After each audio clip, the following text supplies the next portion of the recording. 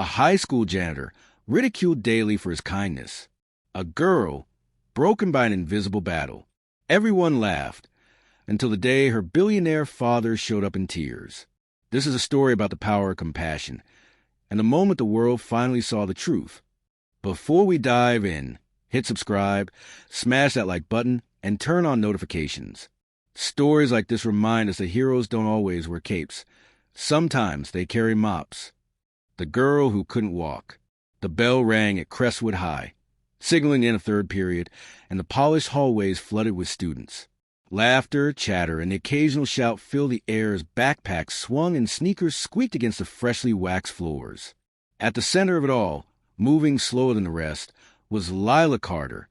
She was 17, with sharp green eyes and dark hair always pulled into a messy bun. But it wasn't her appearance that made people stare. It was the way she walked. Or, more accurately, the way she couldn't. Her legs trembled with every step, her knuckles whitening as she gripped the lockers for support. Some days were better than others. Today was not one of those days. A group of boys from the football team passed by, nudging each other when they saw her. Tyler Winslow, the quarterback with smirk permanently etched on his face, leaned against the wall, watching her struggle. "Need a wheelchair, Carter?" he called out, earning snickers from his friends. Lila didn't answer. She kept her eyes forward, her jaw set. She was used to this. Then, from the side, a voice cut through the noise. "Need a hand, miss?" Lila turned to see Marcus Boone, the school janitor, standing beside her. He was in his late 50s, his dark skin weathered from years of hard work, his hands rough but steady. His uniform was clean but faded, the name, Boone, stitched crookedly over his heart. She hesitated. Accepting help meant drawing more attention. But the pain in her legs was sharp, unrelenting. Slowly, she nodded. Marcus offered his arm without another word, and she leaned into him, letting him take some of her weight. Together, they moved down the hallway, step by careful step. The whispers started immediately. "Look at that," Tyler said, loud enough for everyone to hear. "The cripple and the cleaner, what a team." Lila flinched, but Marcus didn't react. His grip on her arm stayed firm, his pace steady. "You ignore them," he murmured, his voice low. "Ain't worth your energy." She wanted to believe him, but the stares burned. They reached her next class just as the late bell rang. Marcus gave her a small nod before turning away, his mop cart waiting for him further down the hall. Lila watched him go, something uneasy settling in her chest. Later that afternoon, long after the final bell had rung, Lila sat in the empty library, her fingers tracing the edge of a medical report. The words glared up at her: degenerative muscle disease, progressive, no cure. She swallowed hard, blinking back the heat behind her eyes. Across the school, Marcus pushed his cart into the janitor's closet, his own steps slowing as he reached for the painkillers in his pocket. His knee ached, an old injury, one that never quite healed. He popped the pills dry, wincing as they went down.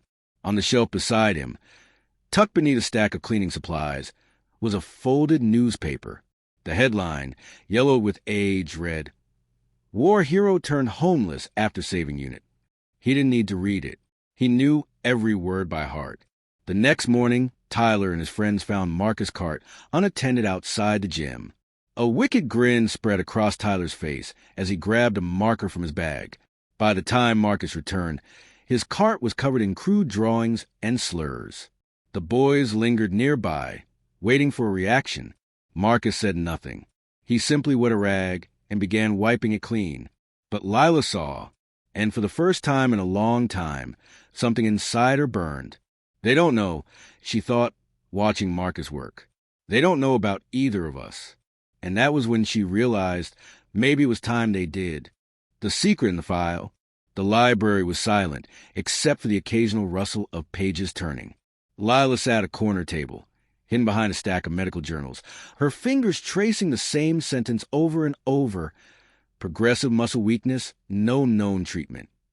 She exhaled sharply and closed the book, pressing her palms against her eyes until stars burst behind her lids.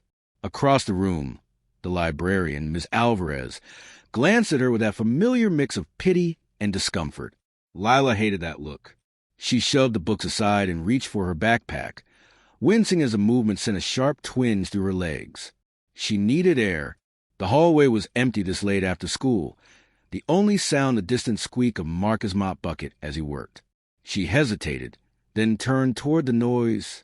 Marcus was on his knees, scrubbing at a stubborn stain near the lockers. His movements were slow, deliberate, like every motion cost him something. When he saw her, he paused, wiping sweat from his brow with the back of his hand. "Shouldn't you be home by now, miss?" Lila shifted her weight, her grip tightening on her cane. "I could ask you the same thing." A faint smile tugged at his mouth. "Fair enough." She hesitated, then gestured to the stain. "Tyler soda?" "Probably." Marcus shrugged. "Kid's got terrible aim." A quiet laugh escaped her, surprising them both. For a moment, it was easy to forget the pain, the whispers, the way her body betrayed her a little more each day. Then the moment passed. Marcus studied her, his dark eyes knowing. "You holding up okay?" The question was simple, but it unraveled something in her chest. She opened her mouth to say what she wasn't sure when a crash echoed from down the hall. They both turned. Tyler and his friend stood near the janitor's closet, laughing as one of them kicked over a bucket, sending soapy water flooding across the floor. "Oops," Tyler drawled, not sounding sorry at all. "Guess you got more work to do, old man." Marcus' jaw tightened, but he didn't move. Lila did. Her cane clattered against the tile as she stepped forward, her voice sharper than she'd ever heard it. "Grow up, Winslow." The laughter died. Tyler's smirk faltered. "What did you say to me, Carter?" "You heard me." Her hands shook, but she didn't back down. "You think you're funny? You're just pathetic." The words hung in the air, charged and dangerous. Tyler's face darkened. He took a step toward her, then froze as Marcus moved between them, his posture rigid. "Enough?" Marcus said, quiet but firm. For a heartbeat, no one moved. Then Tyler scoffed, shoving past them. "Whatever. Enjoy cleaning up, hero." The group disappeared around the corner, their laughter fading. Silence settled over the hallway. Lila's breath came fast, her legs trembling beneath her.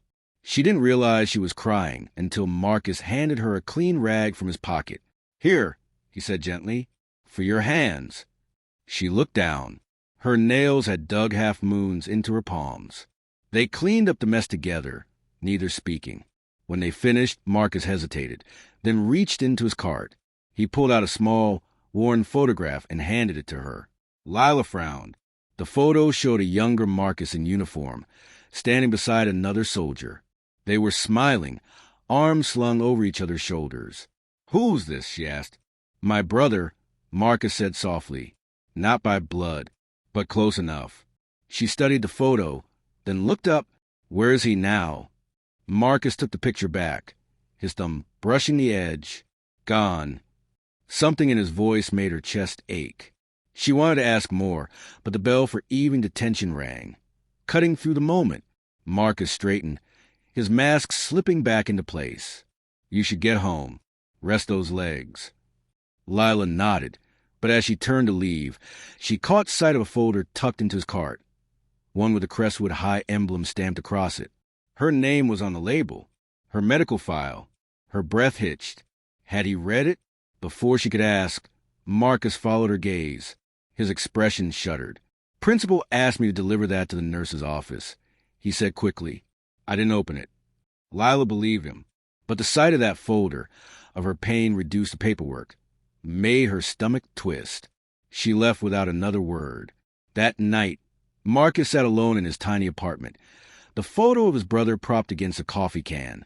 He rubbed his knee absently, the pain a constant companion.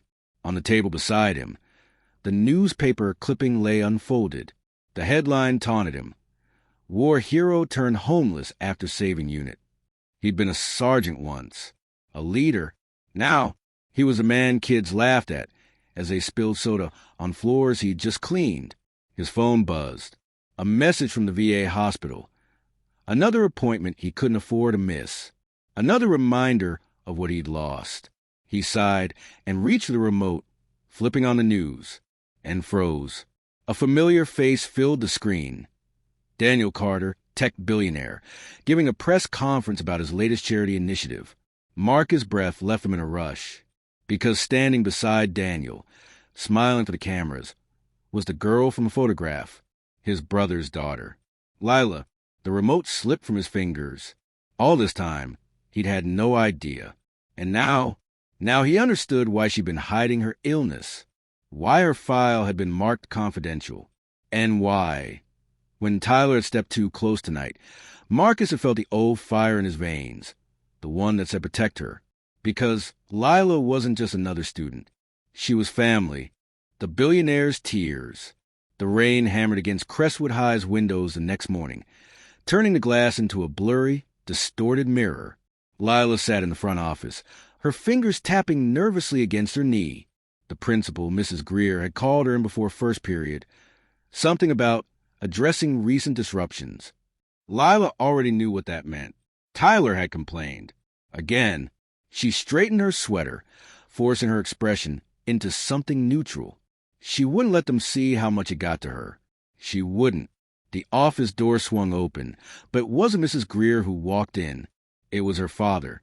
Daniel Carter stood in the doorway. His tailored suit darkened at the shoulders from the rain.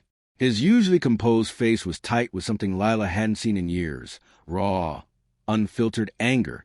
"Dad!" Her voice came out small. "What are you? Who's Marcus Boone?" The question hit her like a slap. Her mouth went dry. "He's the janitor." "Why?" Daniel stepped closer, his phone clutched in one hand. On the screen was a paused security video. Footage of yesterday's hallway confrontation, of Marcus standing between her and Tyler. "Tell me everything," Daniel said, his voice dangerously calm. Marcus was elbow deep in a clogged toilet when the call came over the school intercom. "Mr. Boone, report to principal's office immediately." The other janitors exchanged glances. That kind of summons never meant anything good. Marcus wiped his hands on his pants and headed upstairs, his knee protesting with every step. He braced himself for another lecture about overstepping or causing a scene. What he wasn't prepared for was the sight of Daniel Carter waiting for him. The billionaire stood by the window, his back rigid.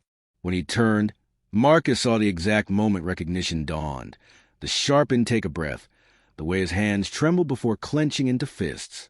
"Sergeant Boone." Daniel's voice cracked on the rank. Marcus hadn't been called that in over a decade. The sound of it now sent a jolt through him. Lila looked between them, confusion knitting her brows. "You two know each other?" Daniel didn't take his eyes off Marcus. "He saved your uncle's life in Afghanistan." The words landed like a grenade in the quiet office. Lila's mouth fell open. Marcus could only stand there, the memories rushing back. The smoke, the gunfire, the weight of a dying man in his arms as he dragged him to safety. "You!" Lila turned to Marcus, her eyes wide. "That's why you've been helping me." Marcus shook his head. "I didn't know who you were. Not until last night." A tear slipped down Daniel's cheek. He swiped it away angrily. "I looked for you for years. After Jason died, after you got discharged, you just disappeared." Marcus' throat worked. Had nothing left to offer. "That's not true." The outburst came from Lila. She stood now, gripping her cane so hard her knuckles whitened. "You've been helping me walk for months when no one else even looked at me." The raw emotion in her voice silenced the room. Mrs. Greer cleared her throat. "Mr. Carter, perhaps we should—" "No." Daniel stepped forward, his gaze locked on Marcus. "You're coming home with us." Marcus blinked. "What?" "You heard me." Daniel's voice left no room for argument. "You're family, and we take care of family." Tyler chose that exact moment to saunter into the office, a late pass in hand. He took one look at the scene, the billionaire, the janitor, the tension thick enough to choke on, and smirked. "Whoa, Carter, your dad here to get your janitor boyfriend fired." The words barely registered before Daniel moved. In 3 strides, he had Tyler by the collar, slamming him against the wall. The quarterback's eyes bulged in shock. You listen to me, you little punk. Daniel's voice was ice. That man is a decorated war hero. He's saved more lives than you've had hot meals. And if I ever hear you've disrespected him or my daughter, again, your family's donations won't save you from expulsion. Understood? Tyler nodded frantically, his face pale. Daniel released him with a shove. Now get out. Tyler fled. Lila stared at her father like she'd never seen him before. Marcus just looked tired. You didn't have to do that, he muttered. Yes, Daniel said quietly. I did. He reached into his pocket and pulled out a worn dog tag, Jason's. The sight of it punched the air from Marcus' lungs. You kept his promise, Daniel whispered. Even when you didn't know. You protected her. Marcus couldn't speak. The grief was too fresh, even after all these years. Lila limped forward and took his hand. Her grip was surprisingly strong. Come on, she said softly. Let's go home. And for the first time in a very long time, Marcus Boone let himself believe that maybe, just maybe, he still had won. The walk that changed everything. Graduation day at Crestwood High dawned bright and cloudless. The kind of perfect weather that felt like a promise. The football field had been transformed with flower-adorned stage, rows of chairs, and a sea of blue caps and gowns fluttering in the breeze. Lila stood backstage, her fingers nervously adjusting the hem of her gown. She could hear the murmur of the crowd, the occasional burst of laughter, the squeak of chairs as families settled in. Her father sat in the front row, his camera already raised. But it wasn't him she was looking for. A hand touched her shoulder. She turned to find Marcus standing there, dressed not in his janitor's uniform but in a crisp navy suit, his posture straight, his eyes bright. He looked every bit the soldier he'd once been. You ready? He asked. Lila took a deep breath. I think so. The principal's voice boomed over the speakers. And now, our valedictorian, Lila Carter. The applause started before she even stepped into view. She gripped her cane tightly, bracing for the long walk across the stage. But then Marcus offered his arm. Let's do this together, he said softly. And they did. Step by step, they moved forward, Lila leaning on him just enough to steady herself. The crowd's cheers grew louder as they realized what was happening. The janitor they'd mocked, walking arm in arm with the billionaire's daughter.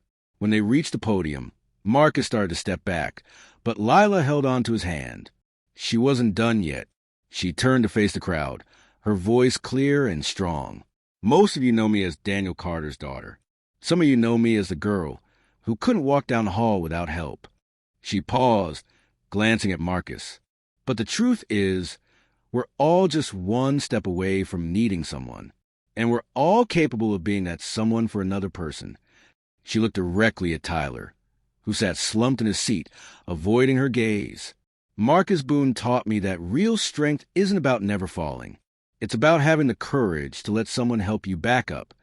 The silence that followed was electric. Then, from the front row, Daniel stood, clapping so hard his hands had to hurt. The rest of the crowd followed, rising to their feet in a wave of applause that crashed over them like a tide. Marcus blinked rapidly, his throat working. Lila squeezed his hand. And then she let go of her cane. It clattered to the stage, but she didn't stumble. She stood on her own, trembling but upright, and took one small, unassisted step forward. The crowd erupted. Daniel was crying openly now. Tyler looked down at his hands, his shoulders hunched. Marcus reached out to steady Lila, but she shook her head, smiling through her tears. I've got this, she whispered. And for the first time in years, she truly did. The local paper ran the story the next day. War hero and valedictorian steel show at graduation. Tyler transferred schools that summer. Daniel established the Boone Initiative, a foundation providing support for veterans and medical research into neuromuscular diseases. Marcus was named its director. And Lila? She walked into her first college class without a cane, her head held high, because heroes come in all forms. Sometimes they carry briefcases. Sometimes they carry mops. But they all have one thing in common. They change lives. Did the story move you? Share it with someone who needs reminding that kindness matters. And remember, you never know when a small act of courage might change everything. Subscribe for more real-life moments that restore our faith in humanity.